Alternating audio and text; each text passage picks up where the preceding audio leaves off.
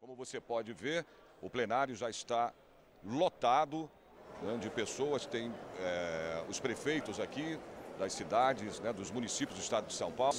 Já dá início a essa palestra, a esse encontro, vamos dizer, chamar também, né, não só disso, mas de uma discussão, né, para que os municípios se interagem, né, em relação às contas municipais do estado de São Paulo. O presidente Capês, nesse momento, abre esse primeiro encontro de prefeitos dos municípios do estado de São Paulo. O mais jovem desembargador eleitoral da história, o jurista André Lemos, está sendo conduzido. Bom dia a todos. Para mim é uma grande honra vir a essa casa, Casa do Povo, e aqui verem representadas todas as regiões do estado de São Paulo, sobretudo prefeitos do interior de São Paulo. Eu venho de Franca, nascido em Franca, e esse estado tão pujante vem da força do interior, e para mim é uma grande honra ter sido convidado a falar no dia de hoje.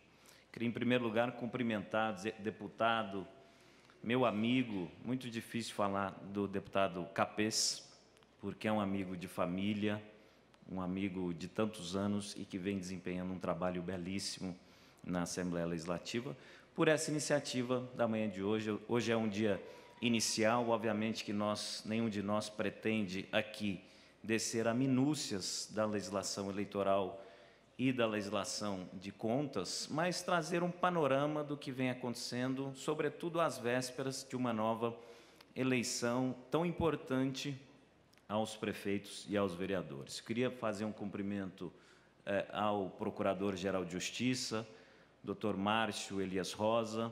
Eu costumo dizer, doutor Márcio, que eu sou a ovelha desgarrada da minha família, porque sou filho de procurador de justiça, sobrinho de procurador de justiça, e tenho 2 irmãos no Ministério Público. Portanto, a instituição do Ministério Público, para mim, é muito cara. Queria fazer um cumprimento à doutora Cristiana, presidente do Tribunal de Contas, e também ao conselheiro e amigo e meu professor, Dimas Eduardo Ramalho.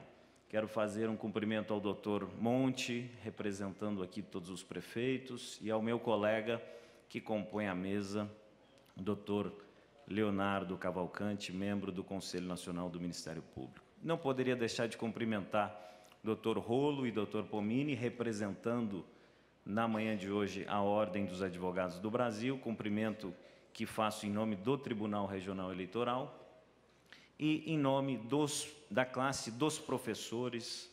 Cumprimento o meu dileto amigo, Dr. Gianpaolo Poggio Ismânio, e também gostaria de fazer aqui um cumprimento ao deputado Montoro. Ouvi o deputado Capês falando do professor de todos nós, o meu xará. Foi uma das maiores alegrias quando o ex-governador Franco Montoro, ainda na PUC, me chamou por xará. Então, cumprimento o professor de todos nós, Franco Montoro. Eu trouxe aqui hoje uma série de reflexões para discutir com todos os prefeitos sobre as novas modificações eleitorais. Obviamente que vocês, com a experiência que têm de tantos pleitos, sabem que a legislação eleitoral em si é uma legislação muito compartimentada, muito dispersa. Muitas vezes há disposições em resoluções, há disposições nas leis, mas, retomando o que o presidente Capês disse, nós não podemos nos esquecer das disposições constitucionais. É na Constituição do país que estão os princípios estruturantes das eleições, porque o direito eleitoral nada mais é do que um dos ramos de uma das vertentes do direito constitucional. Então, quando o deputado Capês, o doutor Leonardo Cavalcante falam em segurança jurídica, nós temos de pensar, primeiro, o que nos diz a Constituição Federal. E a Constituição Federal, também pela forte atuação do Ministério Público, eu quase venho fazendo uma compilação do que foi dito hoje antes de mim. A Constituição está lá para resguardar alguns princípios, dentre eles o princípio democrático, é um princípio estruturante da nossa nação. E veja, é muito complicado se falar em segurança jurídica antes de nós olharmos um pano de fundo hoje, que é esta visão de muitos de que, quando o público e o privado se encontram, há alguma coisa de estranho no ar. Nós precisamos imediatamente encerrar esse debate. Toda vez que um prefeito se encontra com um empresário, toda vez que um deputado se encontra com um agente privado, logo alguns dizem, alguma coisa está acontecendo aí. Esse é um falso moralismo que o nosso país vive. E enquanto nós não tivermos, daqui para frente, a partir da aplicação da legislação, uma mudança nesse sentido, todas as vezes que alguém que se pretenda sério, eu ouvi o prefeito Monte falando, os homens justos, os homens de bem, ainda querem fazer política. E eu brincava com o deputado Bolsoni, olha, o sujeito que se candidata a prefeito, para mim, é maluco, porque ele recebe notificação do IBAMA, do Tribunal Eleitoral, do Tribunal de Contas, do Tribunal não sei de onde, né? Então, é um sujeito meio maluco, o prefeito. Então, eu gostaria de dizer a vocês, continuem sendo malucos, continuem acreditando no Brasil e continuem, sobretudo, tentando fazer com que a Constituição da República seja aplicada. É um debate que passa, sim, pela regulamentação, nós não podemos ser hipócritas, pela regulamentação do debate entre o público e o privado. Portanto, há tantos anos dormitando no Congresso uma lei que regulamenta o lobby, uma lei que regulamenta essas relações, que trarão, aí sim, deputado Capês, a segurança jurídica, para que o político não seja visto como um sujeito, muitas vezes até perigoso. Olha, recebo notificação do Ministério Público, recebo notificação da CETESB, recebo notificação... Ninguém governa desse jeito. E ninguém toca para frente os projetos e os programas públicos que têm de ser tocados na sua cidade.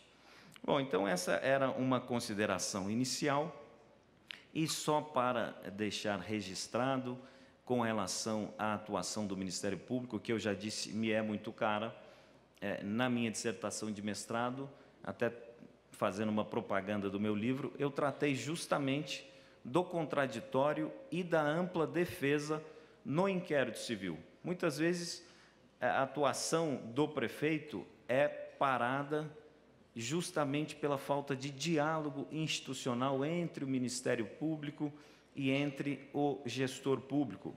Novamente, o mesmo pano de fundo, notem, o prefeito é um agente que está procurando fazer o bem, levar adiante os seus programas. E aí, nós temos de lembrar sempre, nenhum de nós aqui é uma ilha. O prefeito não é uma ilha, ele tem de estar aberto ao diálogo com o Ministério Público, com a magistratura, com o Tribunal de Contas, com o Tribunal. Dá trabalho? Dá. Mas o agente público tem aquilo que a gente costuma dizer, um conceito alargado. Ele tem de acordar mais cedo e dormir mais tarde, já que ele se pretendeu disputar uma eleição e estar a serviço do povo, essa é a função dele.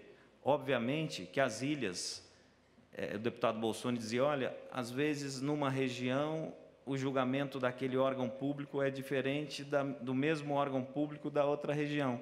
Então, essa uniformização é muito importante para que aí sim a segurança jurídica venha a se espraiar por todo o Estado, e o prefeito de uma região será julgado da mesma maneira do prefeito de outra região. Eu trouxe hoje para vocês um pouco da visão do Tribunal Regional Eleitoral do Estado de São Paulo.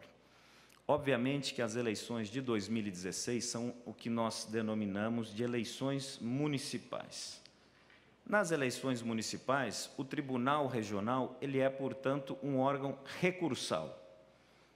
Quem fará o registro de candidatura, dos prefeitos e vereadores, quem fará o julgamento da propaganda eleitoral, quem decidirá o direito de resposta, quem olhará se o tempo foi dividido, o tempo de televisão foi dividido de maneira igualitária, é o juiz da comarca, é o juiz estadual, e o promotor de justiça também será o procurador eleitoral designado. A Constituição diz: o juiz e o promotor funcionam como juiz e promotor eleitoral. Portanto, esse debate vocês já podem começar agora.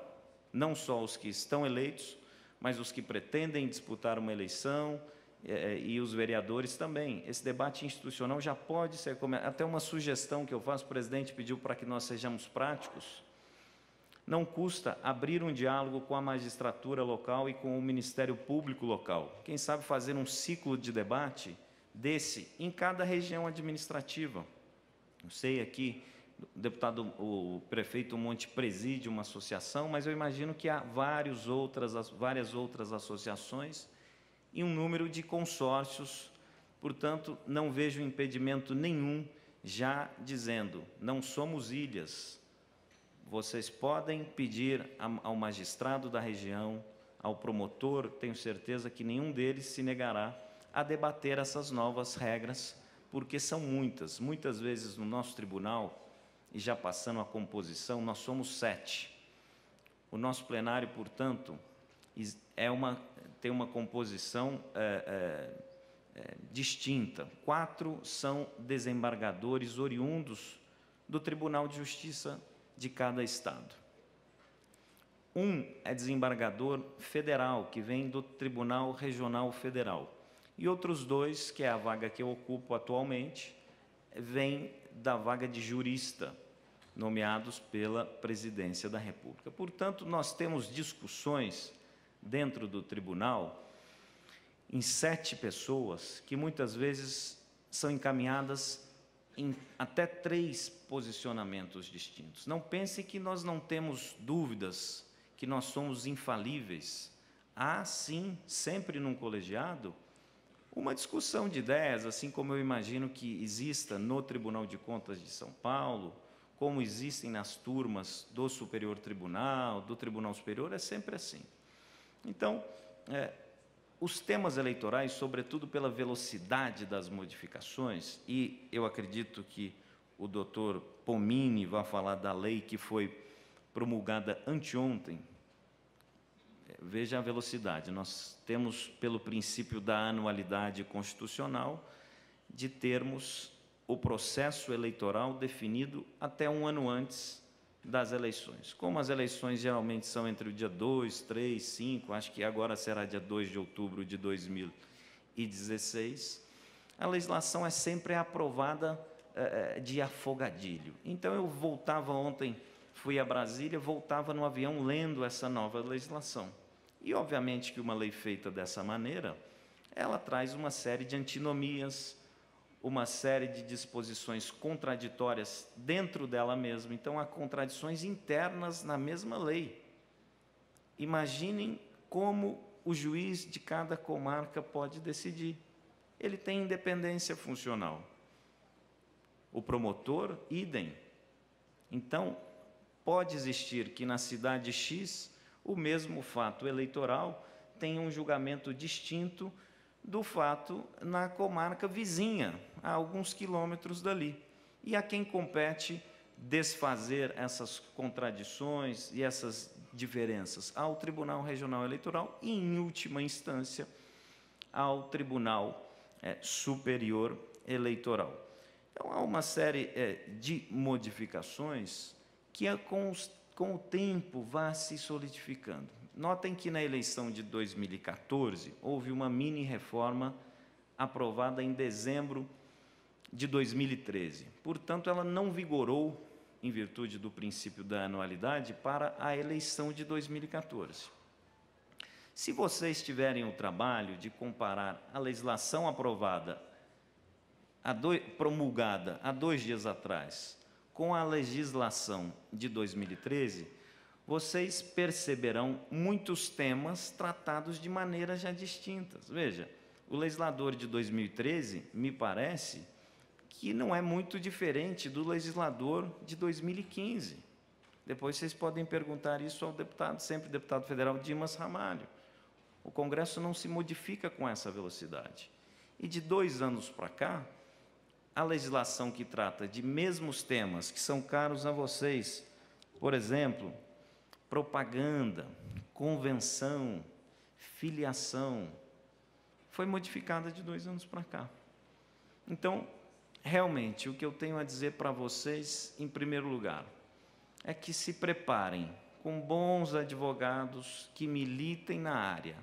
E a recomendação do aspecto prático, talvez, que eu reputo a mais importante nesse tempo que eu tenho de Tribunal Regional Eleitoral, é que procurem advogados que militem na área de direito eleitoral. Talvez na sua cidade não exista um advogado especializado, mas você pode pedir para que ele comece já, 1 ano antes, talvez estudar, buscar a jurisprudência do Tribunal Eleitoral. O que eu vi muito nos julgamentos de prestação de contas, de registro de candidatura, é que advogados que militam em outras áreas, muitas vezes, seguem princípios e normas de outras áreas. Alguns, inclusive, usam prazos de outros processos. Os prazos do direito eleitoral são muito exíguos. A gente até brinca, qual o prazo? São 24 horas, para não perder o prazo. Há prazo de 48 horas, há publicações em cartório. Então, o que eu noto nesse tempo de tribunal é que os contadores e os advogados precisam serem especializados na área de direito eleitoral. E aqui fica um conselho. Não peguem lá, olha, esse advogado fez para mim o meu divórcio, ele é muito bom e eu confio nele. Eu já vi que alguns já fizeram isso aqui. Outro, eu vou pegar o contador que fez lá o desmembramento da fazenda do meu avô. Confio nele. Ele é confiável, é seu amigo, é um bom contador. Mas para o direito eleitoral, talvez, eu não vou dizer que ele não serve, não vou cometer aqui esse desatino, talvez ele não sirva. As regras de prestação de contas em campanha são muito severas. Embora a desaprovação não traga tantas consequências danosas, há devolução de recursos ao fundo partidário. Ninguém aqui quer devolver recursos. Olha, já gastou, vai devolver. Além de não gastar, não é meu, ainda vou devolver. Há a suspensão do fundo partidário. Eu já vi que a legislação traz contradição e eu acredito que o doutor Pomini vai dizer que não se suspende mais o fundo partidário. Eu não tenho opinião ainda formada sobre isso. Os advogados precisam fazer o registro, precisam assinar o seu registro de candidatura. E eu ouso dizer aqui, metade dos problemas enfrentados no Tribunal Regional Eleitoral se devem à falta de experiência dos profissionais na campanha eleitoral. Por falta de orientação também, outras tantas representações. Eu recebi esses dias no meu gabinete um advogado que dizia: doutor André, não casse esse fulano, porque fui eu que orientei ele a trocar de partido. Orientou errado, no prazo errado. Então, o advogado nitidamente não militava na área de direito eleitoral, ele fez uma interpretação da maneira que ele entendeu e, portanto, talvez, isso é o plenário que decide, o cliente dele será cassado em breve. Bom, sobre a nova legislação, eu acredito que o doutor Pomini vá falar sobre isso, mas é importante que, a partir da data de hoje, todos já deem uma boa lida na Lei 13.165, do dia 29 último, a Lei 13.165. É esta lei que muda, por exemplo, a data das convenções, que passa agora a serem feitas entre 20 de julho e 5 de agosto. E essa lei traz uma orientação interessante no seu preâmbulo. Ela diz que é novamente para reduzir custos da campanha. Então, lei 13.165, dentre outros objetivos, para reduzir os custos da campanha. Outra questão importante dessa lei é o prazo da filiação partidária. Sempre foi de 1 ano, todos conhecem, agora ela passa a ser de 6 meses. Então, você tem de ter o domicílio eleitoral há 1 ano, mas a sua filiação pode ser feita 6 meses antes da eleição. E alguns já estão pensando, e a janela? Esta lei 13.165, ela traz modificações tanto na lei das eleições, como na lei dos partidos políticos. E lá na lei das eleições, ela diz o seguinte: 30 dias antes do prazo de filiação, portanto, é o 7º mês. Esse mesmo advogado que me procurou diz, olha, se essa lei for aprovada, não dá para deixar de caçar o meu cliente? Não dá, porque a lei está especificando, ela é objetiva, é no 7º mês antes da eleição. Então, há uma janela partidária no 7º mês e logo depois você tem o prazo para a filiação. Uma coisa que gerou muita discussão nas eleições de 2014 foi sobre a falada prestação de contas parcial. A lei dizia que em 6 de agosto, se não me falha a memória, e 6 de setembro, deveria ser apresentada a prestação de contas, as 2 parciais de campanha. Eu, logo que chegado, isso é público, portanto eu posso falar aqui, logo que chegado ao tribunal, recebi a relatoria das contas do governador de São Paulo, Dr. Geraldo Alckmin. E o único, não sei se o único, mas um dos principais pontos apontados pelo nosso setor técnico foi justamente a ausência da prestação de contas parcial. Aplicando a resolução e a lei, só me competia reprovar as contas, o que foi feito pelo plenário.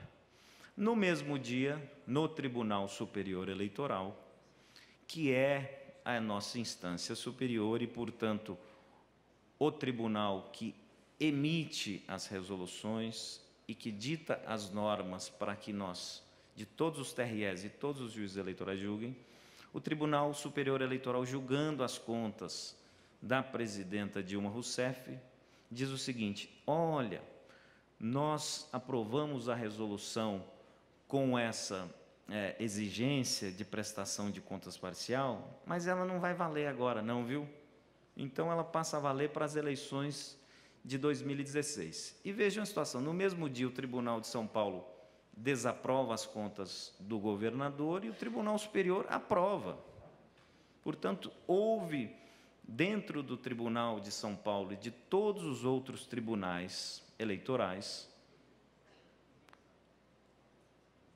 uma enérgica elaboração e embargos de declaração, talvez seja um termo técnico, peço desculpas ao presidente, para que se concedesse efeito infringente, ou seja, todos ingressaram e nós já tínhamos julgado várias contas de deputados, julgando desaprovadas. E aí, em embargo de declaração, o tribunal teve de voltar atrás. Eu não sou contra voltar atrás. Se o Tribunal Superior está dizendo que não vigora, não vigora. Só teria de ter dito um pouco tempo antes.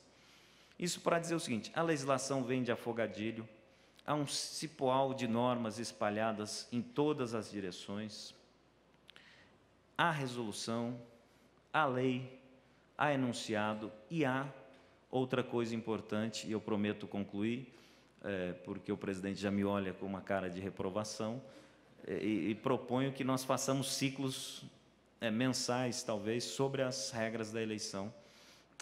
Há uma questão importante: a jurisprudência dos tribunais eleitorais, ela tem uma força enorme. Nós chegamos, mais um exemplo prático, a decidir um caso no início da sessão, ou seja, um advogado experiente chegou lá e não pediu preferência do caso dele. Conhece direito eleitoral, porque ele sabia que no mesmo dia, naquela pauta, existia um tema muito parecido. Esse primeiro processo foi julgado de acordo com o interesse desse advogado. E ele, fazendo uma sustentação oral 10 minutos depois, ele já invocou o precedente. Ele falou, olha, este mesmo tribunal tem decidido neste sentido que eu peço.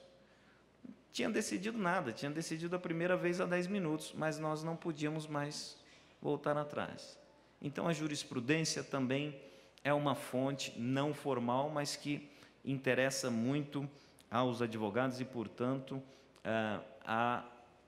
ao registro de candidaturas de todos vocês, à propaganda, à prestação de contas e a uma série de modificações que a lei traz. E, obviamente, nós teremos, e é o último tema, presidente, as questões do ficha limpa.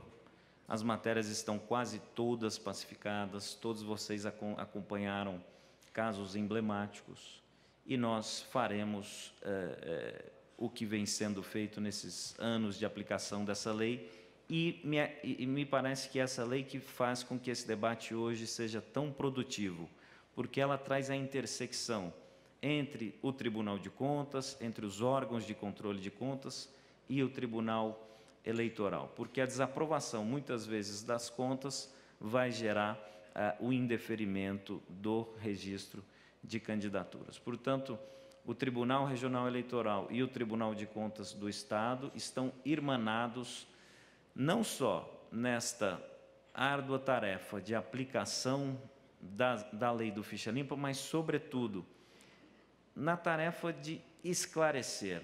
Não nos compete e não é interesse, agora falo em nome do meu tribunal, caçar quem quer que seja, impedir a candidatura, rejeitar contas.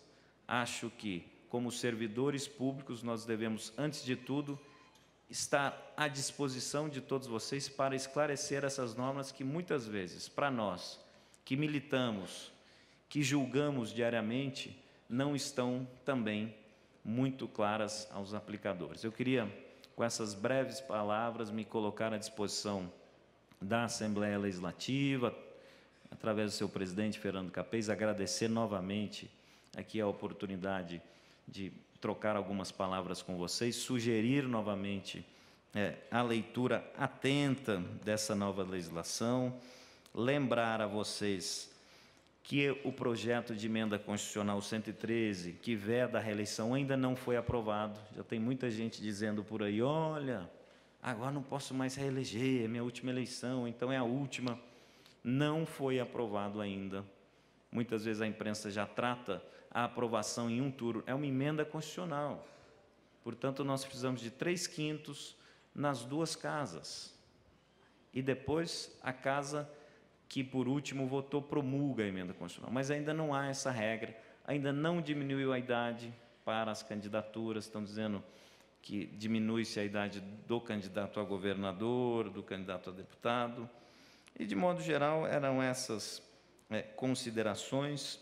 Faço aqui a sugestão ao presidente Capês que promova outros tantos debates, e também à presidenta Cristiana que promova debates similares a esse no Tribunal de Contas. Faço a mesmíssima sugestão, com muita tranquilidade, muita transparência e de maneira muito republicana, aos consórcios municipais que iniciem desde já. Daqui a alguns dias, me parece que o processo eleitoral estará definido pelas normas aprovadas um ano antes. Então, nós podemos, sim, agendarmos, irmos aos consórcios municipais, discutirmos as novas normas eleitorais, juntamente com os tribunais de contas. Eu estou à disposição de todos vocês, agradeço a paciência, peço desculpas pela ligeireza a tratar, mas são muitos temas, a legislação muda consideravelmente as normas das eleições de 2014, e a minha sugestão final é essa, mais do que uma sugestão, uma consideração e um registro. Busquem os profissionais adequados para as campanhas de vocês. Advogados eleitoralistas especializados nas áreas, são muitos, e também bons contadores para que as prestações de contas cheguem a nós. É muito mais fácil que nós aprovemos as contas, muito mais simples. Para nós é muito bom isso. Um grande abraço, um bom dia a todos e bom retorno à casa de vocês. Doutor André, só um minutinho. Estava previsto na sequência que haveria um período de debate, mas faço adiantado da hora, nós vamos abreviar e passar a palavra ao próximo palestrante. Eu substituí o debate, conto com o poder de síntese de Vossa Excelência, por duas questões, mas eu queria a visão de Vossa Excelência, não apenas como desembargador, mas como jurista. Duas questões que têm gerado muita instabilidade na área eleitoral. Número 1, a responsabilidade objetiva do candidato. Então, um jornal que é publicado falando bem ou mal do candidato, aí a conta não é prestada, em razão de algo que foi feito sem o conhecimento do candidato, muitas vezes há uma impugnação do seu mandato, ou a rejeição das suas contas. E a questão da liminar, todos nós sabemos o que é liminar, em que situações ela é concedida, é difícil prevenir. É que a liminar, que deveria ser uma medida, ela deveria ser uma medida excepcional, ela se torna regra. Então, o prefeito é afastado rapidamente do seu mandato por uma liminar. Como fazer com que essas liminares se tornem realmente excepcionais e não regra? E como lidar com a questão da responsabilidade objetiva em questão eleitoral? São duas questões muito complexas, mas bem rapidamente a avaliação de Vossa Excelência para podermos... Eu vou iniciar pela segunda questão de Vossa Excelência.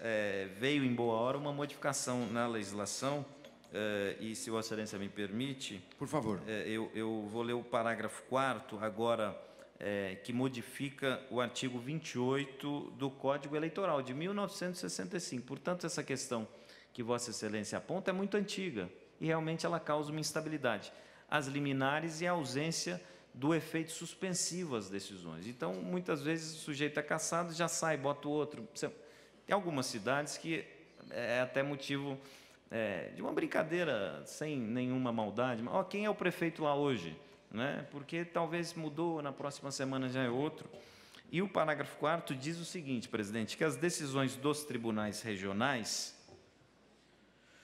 sobre quaisquer ações que importem cassação de registro, anulação geral de eleições ou perda de diplomas, somente poderão ser tomadas com a presença de todos os seus membros. E lá no 257, portanto, essa questão da decisão monocrática passa a ser fragilizada nesse artigo. E no 257, parágrafo 1º, diz o seguinte, conversar com o doutor Pomini, ele disse que ficou muito contente com esse parágrafo.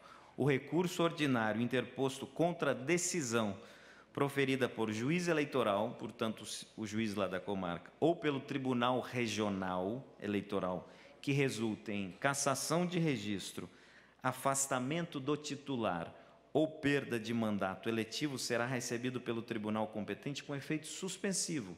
Então, o juiz cassou, obrigatoriamente, nós temos de receber com efeito suspensivo. O prefeito fica no cargo. E se o Tribunal Regional Eleitoral for o órgão que cassou, o Tribunal Superior Eleitoral receberá com efeito suspensivo. Portanto, essa é a segunda questão. Acho que responde, de alguma maneira, a questão das liminares, que me parece mais associada à questão do efeito suspensivo dos recursos. De outro lado, a primeira questão, há, sim, algumas condenações nesse sentido, que tangenciam a responsabilidade objetiva, portanto, aquela sem o dolo do candidato, essas muito voltadas à questão da propaganda. E há em duas pontas, presidente, tanto do candidato quanto do jornal, né, do órgão de imprensa, desculpa falar o jornal. Então, nós temos sempre de aquilatar, isso é uma prova muito delicada de se medir, mas também a modificação traz uma modificação importante, que a prova testemunhal, única, exclusiva, ela perde muita força. Nós não poderemos decidir mais somente com base na prova testemunhal. Portanto, esse tema da responsabilidade passa a... Recentemente julguei um caso, apenas para ilustrar e trazer mais prático, alguns acredito que não sejam da área jurídica, o caso de um candidato a prefeito que foi ao lançamento da candidatura de um deputado. E ele, voltando para a cidade dele, ele divulgou no site da prefeitura. Olha, o prefeito fulano vai ao lançamento da candidatura do deputado. O deputado não tinha a menor ideia disso, porque ele recebeu lá milhares de pessoas no lançamento. E o juiz condenou o deputado também. E o nosso tribunal, aquilatando essa prova, e aí trazendo o tema da responsabilidade, não, o deputado não sabia de nada, ele ficou lá batendo foto, cumprimentando. Então, realmente, nós temos esse cuidado, a legislação modifica um pouco a questão da produção de provas, e não é um viés do tribunal, quero deixar isso bem claro. Algumas vezes, pensa-se que o Tribunal Regional Eleitoral, olha, vai caçar. Não é assim. O Ministério Público faz um trabalho muito bem feito. O Ministério Público entende da matéria e, obviamente, funciona não só como fiscal do regime democrático, como fiscal da lei, como custos legis, mas, na maior parte das vezes, como autor da ação. E há uma coordenação nacional da Procuradoria-Geral da República, isso talvez poucos saibam, a Procuradoria-Geral da República, ela uniformiza a atuação e distribui a todos os promotores do país. Portanto, a atuação é muito coordenada e aí sim o Ministério Público, como parte, tende a pedir a condenação. Mas nós estamos cientes deste problema que vivem os agentes públicos e muito sensíveis a essa questão de evitar e buscar a individualização da prova. Muito obrigado. Uma salva de palmas ao nosso doutor André.